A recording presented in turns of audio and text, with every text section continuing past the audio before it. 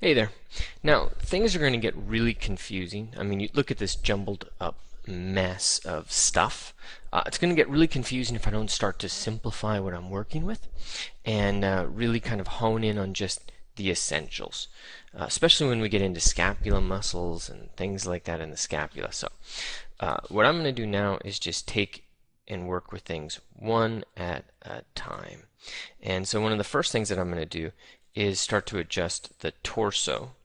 So let's go into solo mode. I'm going to get rid of this.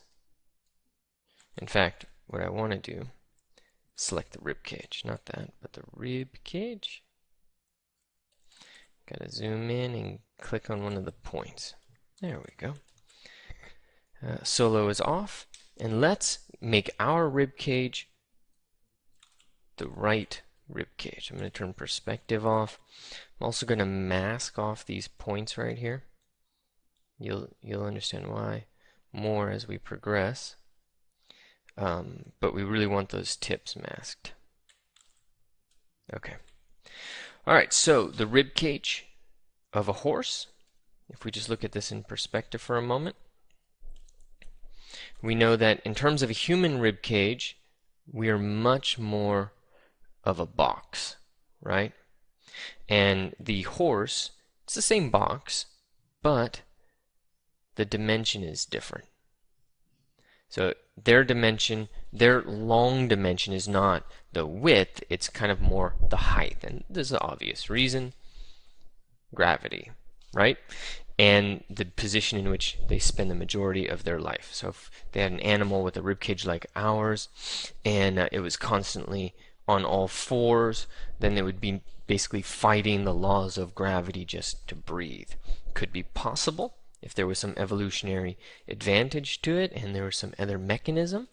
I can see it happening, but that's the deal. So let's take this from a side view. That front view was not giving me good ones. And I already know, in fact, let's blur that again. So masking, blur. Okay. I already know that there are not enough ribs in my rib cage. This is a problem. Blur is too strong. So let's come into preference. I think it's in transpose. Yeah. Blur strength. I'm going to set it down to 9 and blur. Alright, those main points will stay where they are. Okay, so a couple of things to check. Sternum, and is their sternum here or here? Okay, if you said it's up in the top, then you're right. Because remember, the sternum for a horse is coming down, and it has this really strong keel right here. And that keel, anybody remember why that keel is there? Like as in the keel of a boat. Why is it there? It's the attachment for very strong pectoralis muscles. Really, really, really strong pectoralis muscles. So when we move this, we kind of want to move these guys straight down and then move that sternum up, or I should say to the left. Okay, and again, we don't have the right number of ribs, but I'm not letting that stop me.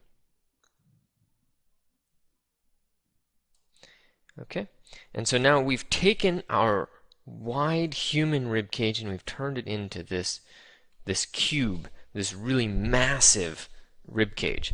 And that's not really going to be what we're working with.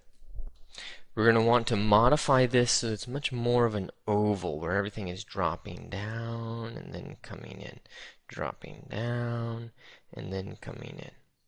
Okay, that oval is going to be much more important to us. Not only that, but it just makes more sense. You can think of force coming down, smoothly flowing like water around that rib cage. So to do this, we're going to just pull our points in, and you may want to turn transparency off for this, because that's one of the things that'll make a big difference. Okay, I've got it set up on a hotkey. I'm also going to come at it from a top view. tapering in like theirs does. So I'm getting the tapering in effect. And then I also want to make sure I'm getting that rounding effect.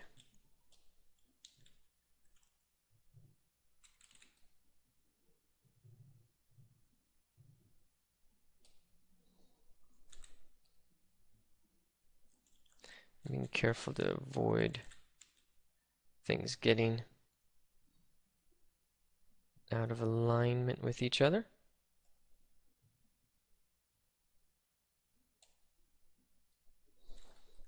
And then let's just look at this without anything else and adjust it according to our knowledge.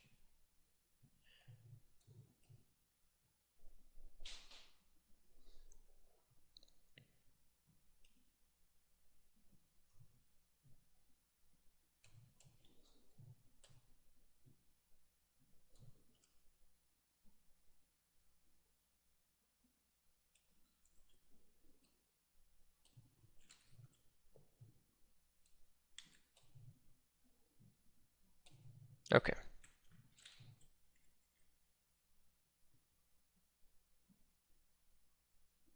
A few more adjustments just to take out some of the curve at the bottom and at the top.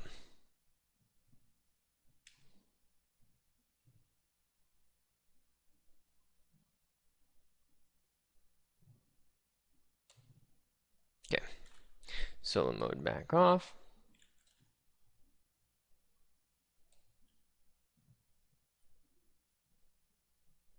Okay. Alright, that's still a little too close to home.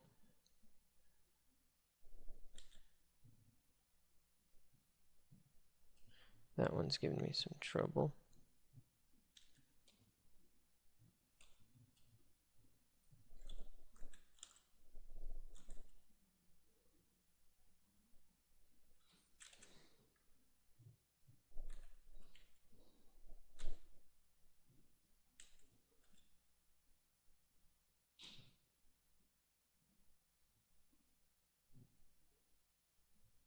Okay, and you can also smooth that out to adjust the curvature. Okay, if you smooth it out too much, remember inflate is a godsend for fixing that stuff. Okay, inflate is what you want to use, but see what I'm trying to do is target the curvature with smooth, and that just kind of naturally flattens it. And again, if it gets out of whack, you use inflate, and inflate will build it back up without that curvature.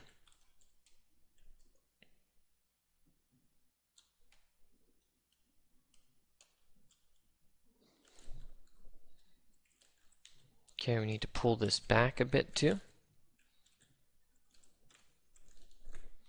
Sternum, C7, thoracic 1. Shoo. So we're a little out of alignment.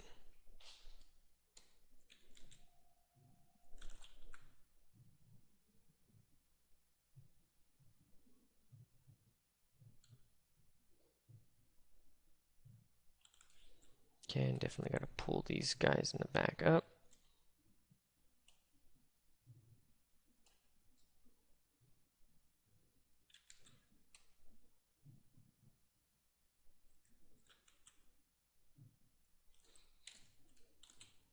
And let's adjust the curvature.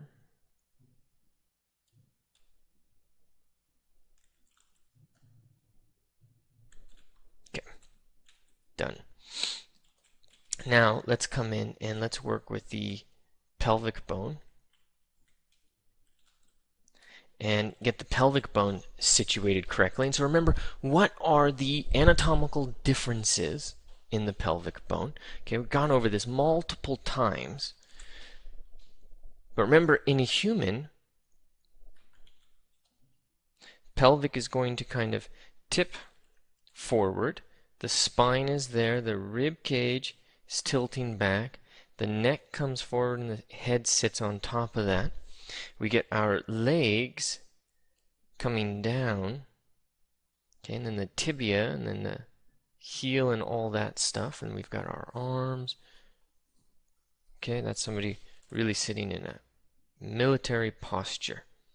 Okay, now that's the way our body parts work. And so a lot of force is coming straight down on us. All the weight of the rib cage, the weight of our head, the weight of what we're carrying on our shoulders. Okay? All the weight of the world that we carry on our shoulders, that we carry in our arms, that we carry on our head, you know. All of that is coming straight down into our center, right there where the sacrum is meeting the spine. And all that force has to be transferred down to the ground. It has to be transferred down to the ground while at the same time being flexible and mobile. Okay, and being flexible and mobile right here at this center joint. So if that center joint is going to be really, really thin, like this, and then we have this really big rib cage, and let's say, to really exaggerate it, let's say we've got this alien head, okay? If that's happening, and then we have these legs, it's not that stable right there. You know, what's going to get us or allow us to be stable right there? Well, what would allow us to be stable right there is that if we come in and we have really large thighs that are really able to stabilize that. But then what are the large thighs going to attach to? Are they going to attach to these little tiny points on both sides? And then this becomes this little tipping point that'll go one way and go another way. No, it's not going to work. Nature already took care of that. So it put attachments. It put the anterior superior iliac spine on one side. It put the ischium on another side and the sacrum on another. So anterior superior ischial spine. So you see the distance between the two. That distance allows that leg to give us stability with all of the weight above it. So you take this exact same mechanism that we have in front of us right now, where because the weight is coming down, we are increasing the size and the spacing of attachments for the flexion and the extension. We're increasing the distance between flexion and extension muscles to stabilize the body. We're increasing that distance. And that's the stabilizing factor. So instead of being this little tiny disc, this little tiny disc that's, say, spinning on this little point like a top, right? I mean, everybody's seen tops. They're just pivoting on this little tiny point. Okay? That top, that little tiny device that you spin around, is very unstable. You know, coming around this way and this way. But always on that little point, but the top of it is unstable. Now what happens if you take that top and instead of being this little tiny point, let's say you extend that, and now you've got this massive point with this larger point of contact with the surface. Well, it's going to be a lot more stable. It'll also have a lot more friction, so it'll move less. But it'll be more stable. All right. Now, that's exactly what's happening here. The attachment of the flexors and the attachment of the extensors, or vice versa, depending on what you're talking about, the distance between them is spread out according to the distribution of force that's being applied down. It is pure mechanical, biological, biomechanics, let's just say. It's exactly what it is. It's just very simple. So that means that our anterior superior iliac spine and our ischial spine are going to be modified to adjust for the different force characteristics that a horse or a quadruped has to deal with. Okay, so our hip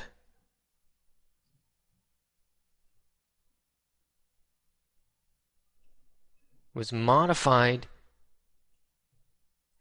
and widened to adjust for our force characteristics. Okay, they don't need a wide hip coming down from the side and all of that. They don't need this wide hip in the way we need it. They need it wide in their own way. So first thing we do, pretty simple, huh? First thing you do, shoo, smash that thing down. Take a look at an ape pelvis, a chimpanzee pelvis. Same deal. They don't need that force distribution in the same way we do. They sometimes need it, so you'll see that they get it a little bit wider than a horse. But they don't need it the way we do. So now I'm going to move that into position. And I don't know if you're noticing this. It's remarkably human in its distribution. The great trochanter is behind the halfway point. So pretty cool. There are some differences in terms of how the pelvis is structured, but there's a lot of similarities at the end of the day. A lot of similarities. Now, the pubic symphysis, that's not going to be in the exact same place. That's probably one of the major differences. We would take this point right here and we would adjust it. And I'll just move it. If this is where the great trochanter is, then I'm just going to move it towards the front of that. A little bit more stable that way.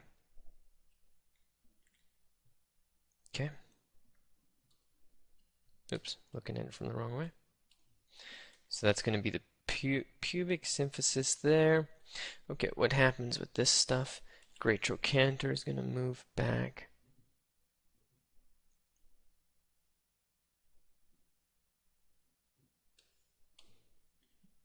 And there we go.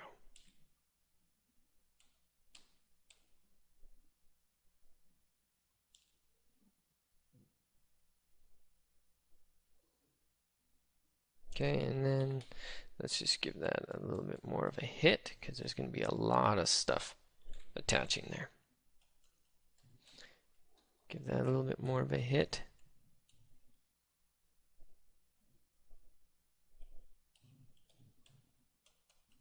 Okay, and for my purposes and for my money, that's as much as I need to really do to make that really work for me. Let me just make sure. Great trochanter.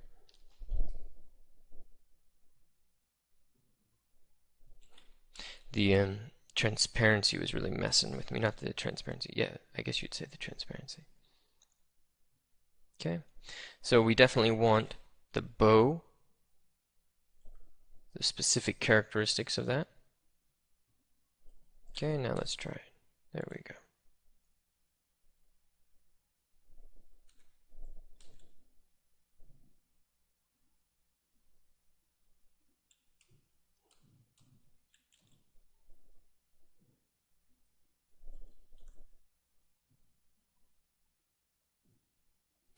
All right. Now, let's get this and the rib cage and the spine and the limbs and the rest of those bones.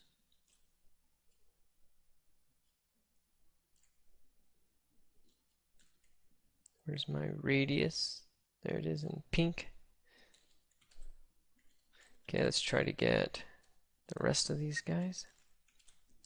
Okay, I'm going to turn solo on. And this is looking pretty good. Okay, we're missing the scapula.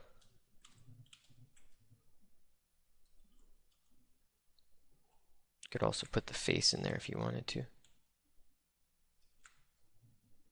Make it really interesting. It's kind of distracting.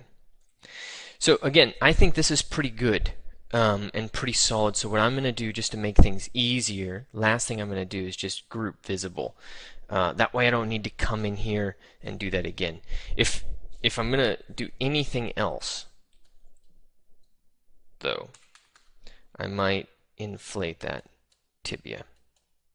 And I might come in and say mask by polygroup, so I don't have to deal with that.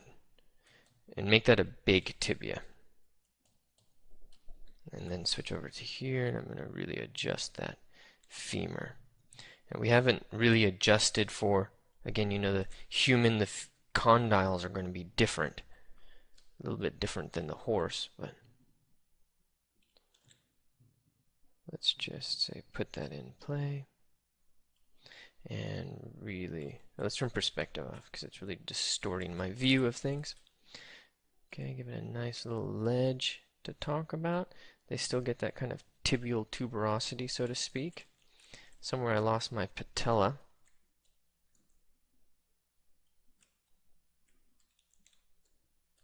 I lost my patella because I was messing with the fibula. Wrong muscle to mess with. No wonder it looked so tiny, huh? Okay, these guys get fused. Sorta. It's just a little sliver of the fibula there. So actually with inflate, I can de-inflate.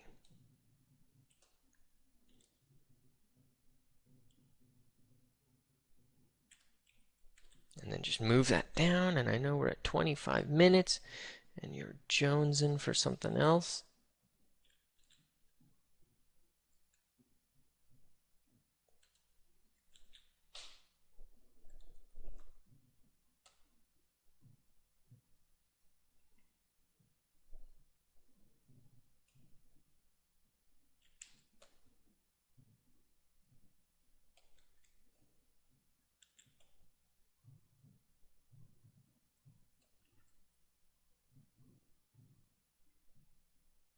And then the patella.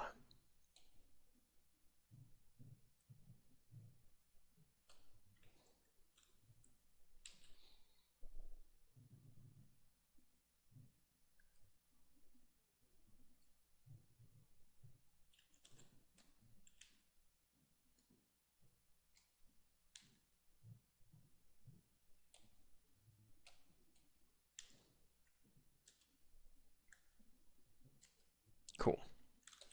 All right, that's enough. Now with those guys kind of roughly in place, or I say it's enough. You can do what you want here, but I'm going to fuse these guys as well. Okay, that ulna is going to have strong presence. So I'm just making sure that these guys are largely intact as one. Anything else? Anything else strike you as needing to be done? Of course, we've got the scapula and all that stuff, but don't worry, we're going to get there. I'll adjust the epicondyles of the arm. Definitely don't need or don't have them in that same capacity. Head of the radius doesn't quite exist in that fashion. Okay, exists in a different fashion as it's fused. And bulk up the epicondyles.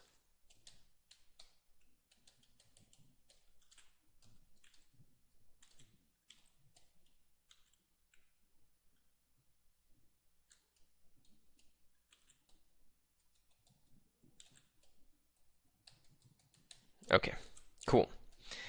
25 minutes. We largely have the skeleton intact. We're going to polygroup it. We're going to hang muscles on top of it.